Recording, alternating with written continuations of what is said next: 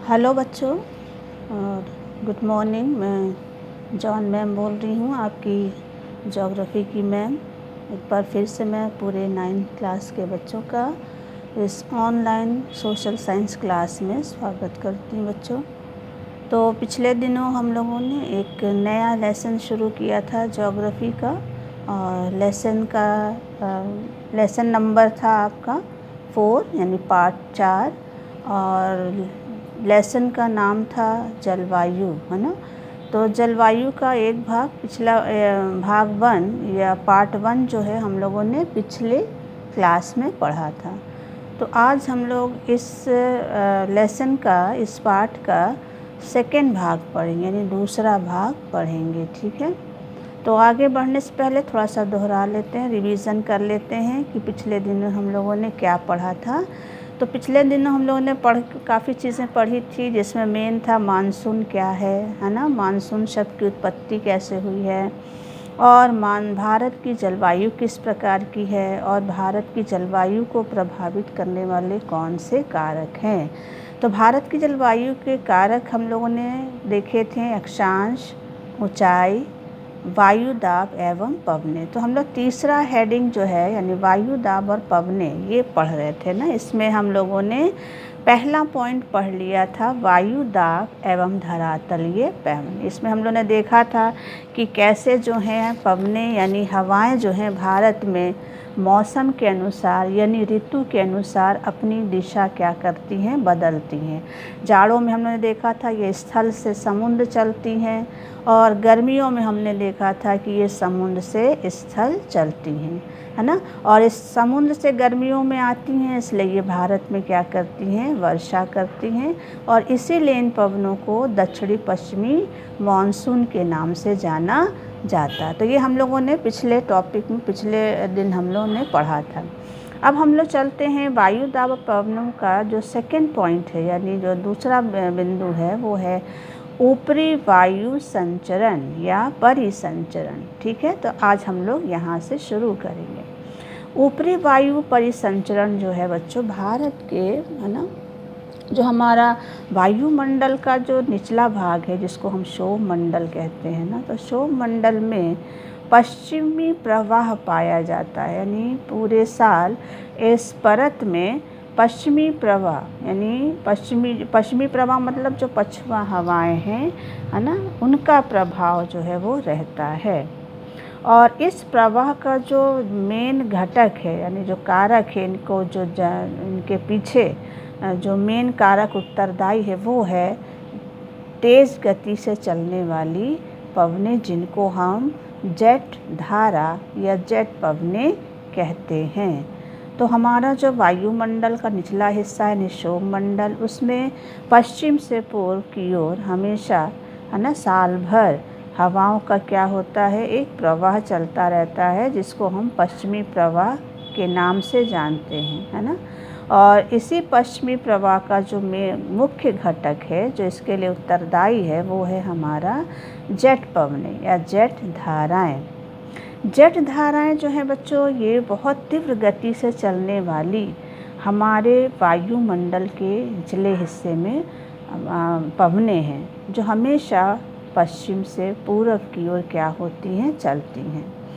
ये भारत के ऊपर जो वायुमंडल का जो हिस्सा है उत्तरी 27 डिग्री से लेकर 30 डिग्री उत्तरी अक्षांश के बीच में चलती है। यानी भारत में ये 27 डिग्री से लेकर 30 डिग्री उत्तरी अक्षांशों के बीच में ये हवाएं जो है वो चलती हैं, ठीक है। चूँकि ये उत्तरी अक्षांश में चलती इसलिए इनको उपोष्ण कटिबंधीय पश्चिमी जेट धारा कहा जाता है ना इनको। चूँकि ये उपोष्ण, भारत का ये वाला भाग कौन सा है, ये भाग कहलाता है उपोष्ण कटिबंध, ये कहलाता उष्ण कटिबंध ना। तो ये उत्तरी भाग में चलती हैं 27 से 30 डिग्री अक्षांश के बीच में, इसीलिए इनको बोला गया है उपोष्ण कटिबंधीय पश्चिमी जेट धारा। पश्चिमी इसलिए बोला गया क्योंकि ये हमेशा पश्चिम से चलती है, यानी इस दिशा से चलती है ना, पश्चिम से, इसलिए इनको पश्चिमी जेट धारा कहा गया। ये जेट धाराएं जो हैं वो, यानी ये जेट पवनें जो हैं वो भारत में गर्मी का मौसम अगर हम छोड़ दें तो पूरे वर्ष चलती हैं। और कहाँ चलती हैं ये पूरे वर्ष गर्मी को छोड़कर? ये भारत में चलती हैं। ये हिमालय का जो है ना दक्षिणी ढाल, दक्षिण में हिमालय पर्वत है ना, ये हमने ऑरेंज कलर से ये दिखाया है। पश्चिमी है ना जेट धारा का प्रवाह ये इधर जा रही है पश्चिम से पूरब की ओर। तो गर्मी को छोड़कर ये 12 महीने चलती हैं, है ना।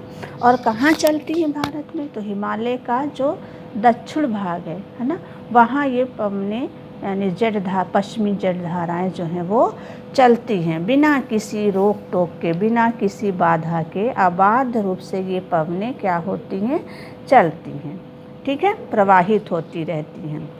इस पश्चिमी जेट प्रवाह के द्वारा भारत के उत्तर और उत्तरी पश्चिमी भागों में ही क्या आते हैं बच्चों? पश्चिमी चक्रवाती विक्षोभ आते हैं, है ना। पश्चिमी चक्रवाती विक्षोभ आते हैं। कौन इन पश्चिमी चक्रवाती विक्षोभ मतलब है कि वो चक्रवात बच्चों जो भूमध्य सागर की ओर से आते हैं ना, और भारत में क्या करते हैं? जाड़ों में पहाड़ों पर बर्फबारी होती है इनसे, मैदानों में इनसे वर्षा होती है। तो इन भूमध्य सागर के इन चक्रवातों को भारत तक कौन लाता है? तो भूमध्य सागर के इन चक्रवातों को, यानी इस पश्चिमी चक्रवाती विक्षोभ को यही जो हमारी उपोष्ण कटिबंधीय पश्चिमी जेट धाराएं हैं, यानी ये धाराएं, यही हवाएं, इधर है भूमध्य सागर इस साइड में, ये अफ्रीका है, अफ्रीका से आगे जाएंगे तो इधर फिर हमारा जाता है भूमध्य सागर। तो भूमध्य सागर से ये हवाएं चक्रवातों को कहाँ खींच के ले आती हैं? भारत में, है ना। तो इन जेट धाराओं का प्रभाव जाड़े में क्या पड़ता है कि ये पश्चिमी विक्षोभ के जो चक्रवात हैं, यानी भूमध्य सागर के जो चक्रवात हैं, उनको कहाँ लाती हैं बच्चों? भारत में ले आती हैं। और इन चक्रवातों का भारत के जलवायु पर ये प्रभाव पड़ता है कि जाड़े के दिनों में जो हमारा हिमालय वाला क्षेत्र है, यहाँ बर्फबारी होती है, और जो ये मैदान है गंगा का मैदान, यहाँ जाड़ों में क्या होती है? वर्षा होती है, यानी बारिश होती है। अब चलते हैं आगे बच्चों। तो आगे चलते हैं कि बारिश करते हैं मैदानों में ये चक्रवात, यानी जो पश्चिमी चक्रवाती विक्षोभ हैं जो भूमध्य सागर से आते हैं, जिनको कौन लेके आता है? हमारी पश्चिमी जेट धाराएं जो हिमालय के दक्षिण में क्या होती हैं? प्रवाहित होती हैं। आगे चलते, अब आता है गर्मियों में। गर्मी में सूरज जो है हम स्थिति अपनी क्या करता रहता है? बदलता है ना। उत्तरायण होता है, दक्षिणायन होता है। गर्मी में वो उत्तरायण हो जाता है, उत्तरायण मतलब कर्क रेखा पर सीधा चमकने लगता है, और जाड़ों में वो दक्षिणायन होता है, मकर रेखा पर चलता है। तो गर्मियों में सूर्य जो है वो अपनी आभासी गति के कारण अपनी दिशा क्या करता है? बदलता रहता है। और आभासी गति के कारण ही, है ना, जो हमारा ये उपोष्ण कटिबंधीय पश्चिमी जेट धारा है, यानी पवनें हैं, ये हिमालय के उत्तर में क्या होने लगती हैं? प्रवाहित होने लगती हैं। अगर हम इस चित्र में देखें तो ये है ये वर्ष भर चलती हैं इस दिशा में। लेकिन गर्मी जब आता है तो ये जेट धाराएं जो हैं ये दक्षिण से किधर सरक जाती? उत्तर की ओर बहने।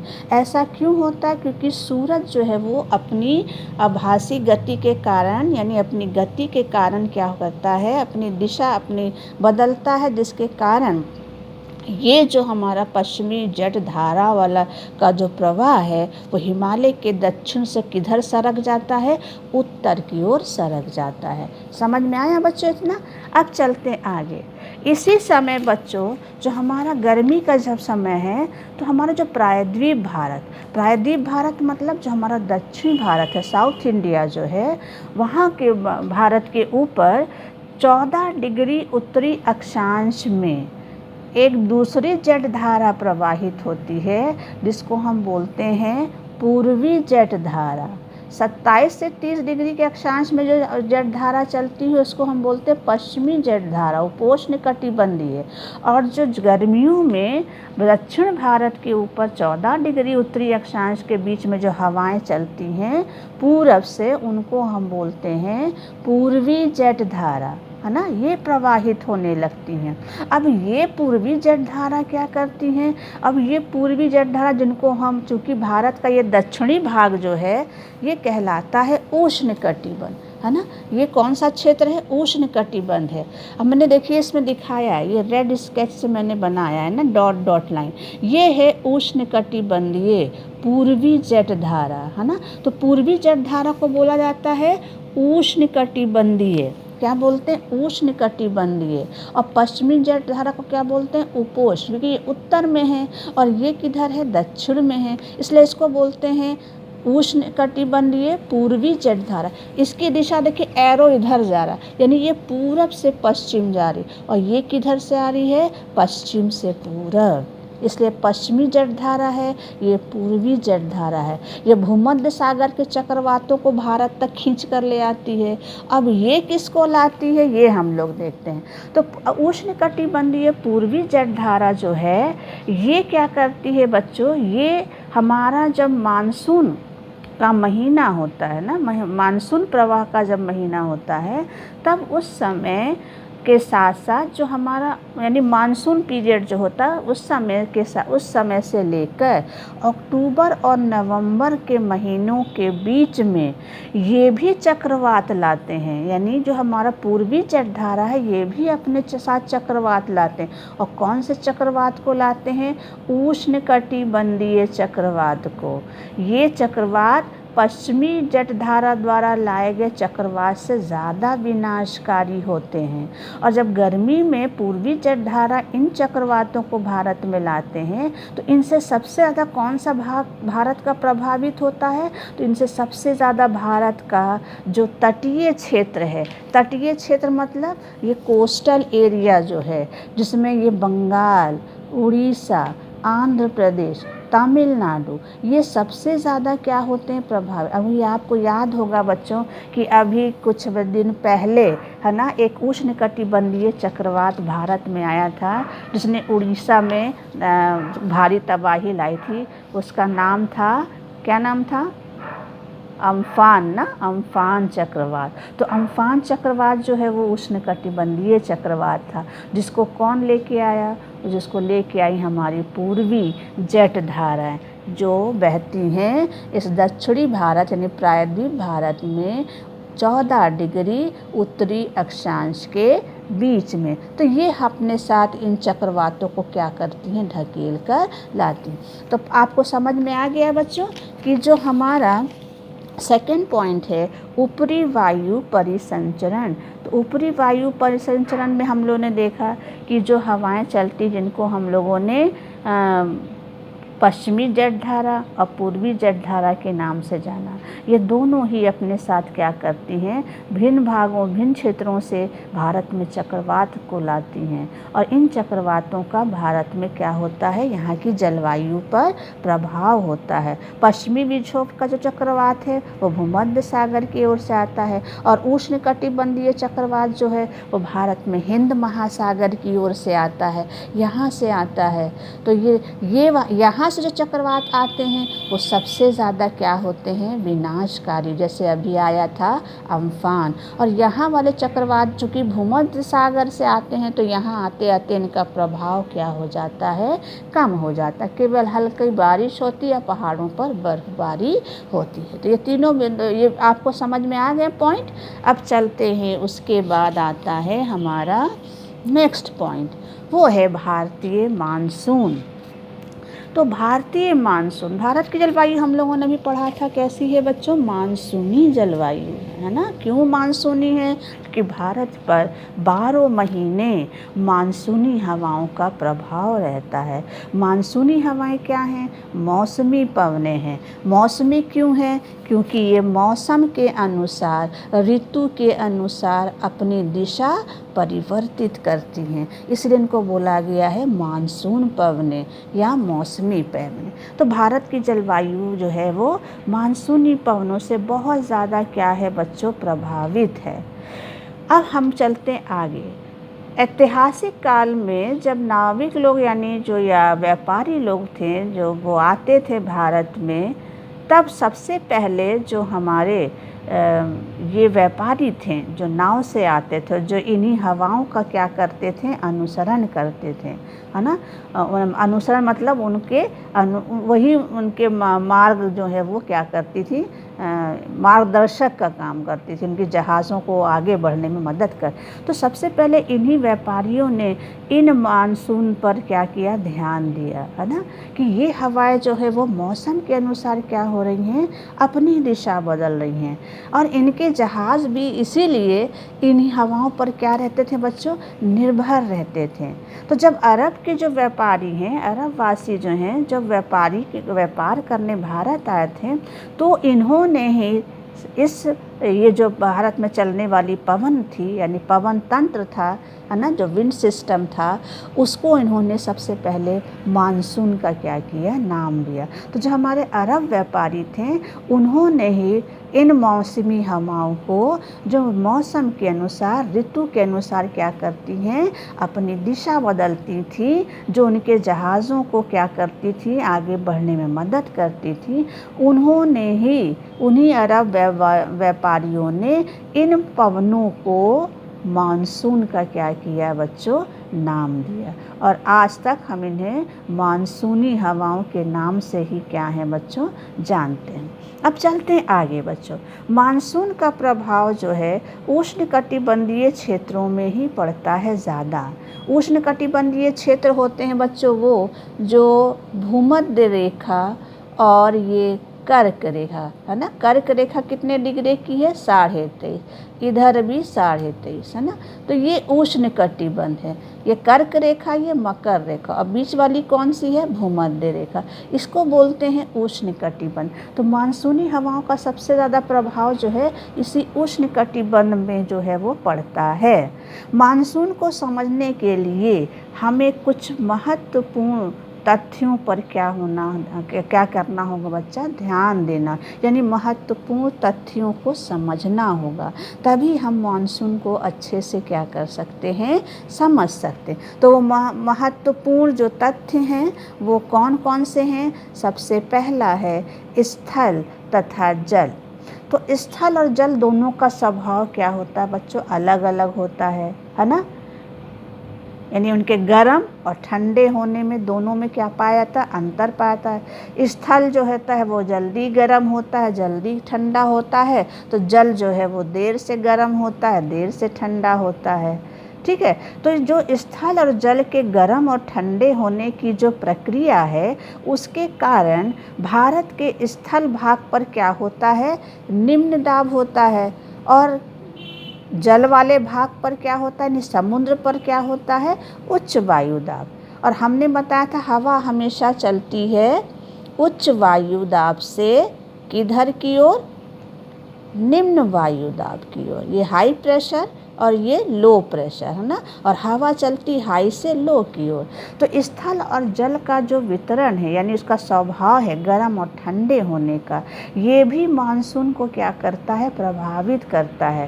क्योंकि जल देर से गर्म, देर से ठंडा, स्थल जल्दी गर्म, जल्दी ठंडा होता है। इसी विभिन्नता के कारण, इसी अंतर के कारण भारत के स्थल भाग पर निम्न दाब रहता है गर्मियों में, तो उसके आसपास जो समुद्र हैं वहाँ उच्च वायु दाब रहता है, इसलिए हवा समुद्र से क्या होने लगती है, भारत की ओर चलने लगती। दूसरा जो तथ्य है मुख्य, वो जो मानसून को प्रभावित करता है, वो है हमारा ग्रीष्म ऋतु में अंता उष्ण कटिबंधीय अभिसरण क्षेत्र जो है वो गंगा के मैदान की ओर खिसक जाता है। अब ये अंता उष्ण कटिबंधीय अभिसरण क्षेत्र क्या है, अंता उष्ण कटिबंधीय अभिसरण क्षेत्र जो है वो पाया जाता है विषुवत रेखा, यानी भूमध्य रेखा के 5 डिग्री उत्तर और 5 डिग्री दक्षिण, भूमध्य रेखा के निकट है ये, है ना। भूमध्य रेखा के निकट जो है ये निम्न वायु दाब का जो क्षेत्र है, लो प्रेशर का जो क्षेत्र है, इसी को हम बोलते हैं अंता उष्ण कटिबंधीय अभिसरण क्षेत्र। तो ये क्षेत्र किधर सरक जाता है? 5 डिग्री ऊपर उत्तर की ओर, यानी इधर सरक जाता है। और कहाँ आ जाता है? गंगा के मैदान। यानी ये लो प्रेशर का क्षेत्र सरक कर कहाँ आ जाता है भारत में? गंगा के मैदान पर। ठीक है, तो जब गंगा के मैदान पर लो प्रेशर आ जाता है, यानी तो जो हवाएं होती हैं समुद्र से, यानी जो हमारा समुद्र की ओर की हवाएं होती, उनको ये लो प्रेशर अपनी ओर क्या करने लगता है? निम्न वायुदाब अपनी ओर आकर्षित खींचने लगता है। तो हवाएं समुद्र से क्या होने लगती हैं? स्थल की ओर चलने लगती हैं। तो अंता उष्ण कटिबंधीय क्षेत्र जो है वो निम्न वायुदाब का क्षेत्र है, जो कहाँ स्थित है? भूमध्य रेखा के निकट स्थित है। गर्मियों में क्या हो जाता है? ये उत्तर की ओर सरक जाता है। कहाँ आ जाता है? गंगा के मैदान में, जिससे गंगा के मैदान में निम्न वायुदाब का क्या हो जाता है? केंद्र हो जाता है। ठीक है, तो जब निम्न वायुदाब का केंद्र हो जाता है तो समुद्र की ओर की हवाओं को अपनी ओर क्या करने लगता है? खींचने लगता है। तो इसी को बच्चों, जो गंगा के मैदान में जो लो प्रेशर का क्षेत्र बनता है, निम्न वायुदाब का केंद्र बनता है, इसको मानसून गर्त भी बोलते हैं। क्या बोलते हैं? मानसून गर्त भी बोला जाता है। यानी सबसे बड़ा केंद्र है ये निम्न वायुदाब का, जो हवाओं को अपनी ओर, समुद्र की हवाओं को क्या करता है बच्चों? अपनी ओर आकर्षित करता है। तो अंता उष्ण कटिबंधीय अभिसरण क्षेत्र के भूमध्य रेखा से गंगा के मैदान की ओर खिसकने से भी ये निम्न वायुदाब का जो केंद्र है, गर्त है, वो मानसूनी हवाओं को भारत की ओर क्या करने लगता है? खींचने लगता है। अब चलते हैं, तीसरा विशेषता है हमारे मानसून की, भारतीय मानसून की, वो ये है कि हिंद महासागर में मेडागास्कर के पूर्व में, है ना, लगभग 20 डिग्री दक्षिण अक्षांश के ऊपर उच्च वायुदाब का क्या रहता है? केंद्र रहता है। इस उच्च वायुदाब वाले क्षेत्र की स्थिति एवं तीव्रता भी भारतीय मानसून को क्या करती है? प्रभावित करती है। अब आपको मैं दिखाऊं मेडागास्कर कहाँ है बच्चों? ये देखिए, ये है मेडागास्कर, है ना, ये अफ्रीका के, है ना, पूर्वी तट पर हिंद महासागर में ये है हमारा मेडागास्कर। तो मेडागास्कर के कहाँ पर बच्चों? 20 डिग्री अक्षांश, है ना, कितने डिग्री अक्षांश पर? 20 डिग्री दक्षिणी अक्षांश के ऊपर क्या बन जाता है? एक उच्च वायुदाब का, है ना, हाई प्रेशर का क्या बन जाता है? केंद्र बन जाता है। ठीक है, यहाँ हाई प्रेशर बन जाता है और यहाँ क्या है बच्चों? लो। और हवाएं किधर चलती हैं? समुद्र से, अरे हाई से लो की ओर, है ना। तो मेडागास्कर का जो द्वीप है, यहाँ भी क्या बन जाता है? हाई प्रेशर बन जाता। और ये हाई प्रेशर भी मानसूनी हवाओं को क्या करता है? प्रभावित करता। चौथा है तिब्बत का पठार। ये कैसे मानसून को प्रभावित करता है? तो गर्मी के दिनों में तिब्बत का जो पठार है, ये बहुत ज़्यादा क्या हो जाता है बच्चों? गर्म। हिमालय के उत्तर में ना तिब्बत का पठार, ये बहुत गर्म हो जाता है। कहते हैं ना कि हीटर जैसा तपने लगता है। और जब हीटर जैसा तपने लगता है, गर्म हो जाता है, तो यहाँ निम्न वायुदाब का क्या होता है? केंद्र बन जाता है। और ये निम्न वायुदाब का केंद्र फिर, है ना, समुद्र की ओर से आने वाली हवाओं को क्या करता है? आकर्षित करता है। पांचवा तक जो तथ्य है जो मानसून को प्रभावित करता है, वो ये है कि ग्रीष्म ऋतु में हिमालय के उत्तर पश्चिम जेट धाराओं तथा प्रायद्वीप भारत के ऊपर उष्ण कटिबंधीय पूर्वी जेट धाराओं का क्या होता है? प्रभाव। जैसा भी हम लोगों ने देखा ना कि ये उप पश्चिमी जेट धारा और ये है हमारा पूर्वी जेट धारा। तो भारत पर इस पश्चिमी जेट धारा और इस पूर्वी जेट धारा का क्या रहता है? प्रभाव रहता है, जिसके कारण भारत में चक्रवात जो हैं वो आते हैं और भारत की जलवायु पर अभी देखिए इस साल मानसून जो है बहुत सही समय टाइम से आया है। उसके लिए ये कहा है, ऐसा मानना है कि उससे पहले अम्फान जो है वो साइक्लोन आया था ना, तो अम्फान साइक्लोन के कारण ही जो मानसून है, क्योंकि उसने मानसून हवाओं को और ज़्यादा तीव्रता प्रदान की, इसलिए मानसूनी हवाएं जो हैं वो समय पर भारत में क्या हो सकी, प्रवेश कर सके। तो ये जो हमारा पूर्वी और पश्चिमी जेट धाराएं हैं, ये मानसून की गति को भी क्या करती हैं, प्रभावित करती हैं। अब आखिरी है हमारा छठवां तथ्य है, वो ये है बच्चों, इन कारणों, इन तथ्यों के अतिरिक्त एक और तथ्य है जो भारत की मानसून को क्या करता, प्रभावित करता। तो दक्षिणी महासागरों के ऊपर, है ना, वायु दाब की अवस्थाओं में परिवर्तन भी मानसून को क्या करता, प्रभावित करता है। सामान्यतः जब दक्षिणी प्रशांत महासागर के उष्णकटिबंधीय पूर्वी भाग में उच्च वायु दाब होता है, तब उसी समय हिंद महासागर के उष्णकटिबंधीय पूर्वी भाग में निम्न वायु दाब होता है। लेकिन कुछ विशेष वर्षों वायु दाब की स्थिति क्या हो जाती, विपरीत हो जाती है। लेकिन कभी कभी ये स्थिति विपरीत हो जाती है, तथा पूर्वी प्रशांत महासागर के ऊपर हिंद महासागर की तुलना में क्या बन जाता है, निम्न वायु दाब बन जाता है, निम्न वायु दाब का क्षेत्र बन जाता है। दाब की अवस्था में इस नियतकालिक परिवर्तन को दक्षिणी दोलन के नाम से क्या किया जाता है बच्चों, जाना जाता है ना। एल नीनो जो है, आपने शायद नाम सुना होगा, एल नीनो जो है वो इसी दक्षिणी दोलन से जुड़ा हुआ एक क्या है, लक्षण है। एल नीनो बच्चों एक गर्म समुद्री जलधारा है जो प्रत्येक 2 या 5 वर्षों के अंतराल में पेरू के तट पर क्या होती है, चलती है, यानी पेरू के तट के निकट चलती है ना। ये पेरू के तट के निकट जब चलती है तो जो पेरू के किनारे, तट के किनारे पेरू की ठंडी धारा 12 महीने प्रवाहित होती है ना, ये 12 महीने प्रवाहित। तो जब ये एल नीनो का जन्म होता है 2-5 वर्षों के अंतराल पर, तो ये पेरू की धारा के स्थान पर क्या होने लगती, बहने लगती पेरू के तट पर।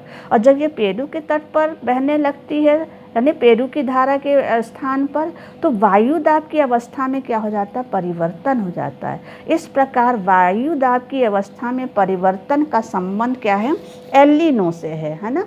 तो हम आपको समझा देते हैं जल्दी से, ये है ना, ये मैप में देखिए।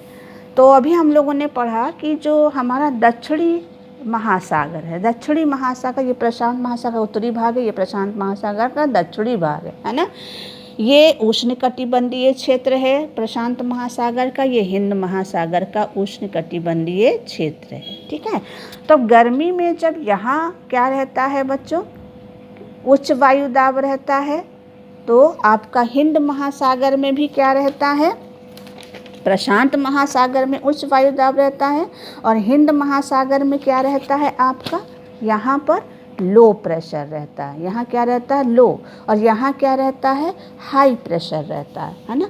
ये नॉर्मल सी स्थिति है, ठीक है। लेकिन कभी कभी ऐसा होता है कि जो वायु दाब की अवस्था है वो क्या हो जाती है, बदल जाती है, विपरीत हो जाती है। यानी जहाँ यहाँ हाई है, यहाँ क्या हो जाता है, कभी कभी कुछ सालों में, 1 आध सालों में यहाँ लो हो जाता है, और जहाँ लो था वहाँ क्या हो जाता है, हाई हो जाता है, ठीक है। तो इस तरह की जो क्या कहते हैं, वायु दाब में जो की अवस्थाओं में जो परिवर्तन होता है ना, इसको हम दक्षिणी दोलन के नाम से जो है वो जानते हैं। और दक्षिणी दोलन का जो एक महत्वपूर्ण घटक है या कारक है, वो है हमारा एल नीनो। एल नीनो जो है वो एक गर्म जलधारा है, समुद्र में चलती है ये धारा, है ना, और प्रशांत महासागर में चलती है। ये हर 2 साल या 5 साल बाद इसका क्या होता है, जन्म होता है। ये है पेरू, दक्षिणी अमेरिका का छोटा सा देश पेरू। पेरू के तट पर ये हमने ब्लू एरो से दिखाया है, ये है पेरू की ठंडी धारा। लेकिन जब 2 या 5 सालों में एल नीनो का जन्म इसके स्थान पर हो जाता है, तो एल नीनो गर्म धारा है। जब ठंडी धारा रही तो यहाँ उच्च वायु दाब था, लेकिन जब एल नीनो आ गई तो यहाँ गर्म हो गया, यानी पानी गर्म हो गया। तो अब यहाँ गर्म जब होगा तो यहाँ पर क्या हो जाएगा, लो प्रेशर हो जाएगा, यानी वायु दाब जो है कम हो जाता है। पहले क्या था, उच्च था, लेकिन जहाँ एल नीनो बाहर प्रवाहित होने लगी, यहाँ उच्च की जगह क्या हो गया, लो हो गया, है ना। अब जब लो हो गया तो चूंकि मानसूनी हवाएं चलती है ना इधर से, उच्च से इधर हिंद महा, यहाँ लो था यहाँ उच्च था, हवाएं मानसूनी चलती हैं इधर से, है ना, यूं। लेकिन जब यहाँ एल नीनो का जिस साल जन्म होता है तो यहाँ भी लो हो गया, यहाँ भी लो हो गया, यानी हिंद महासागर पर भी लो है और प्रशांत महासागर में भी लो है।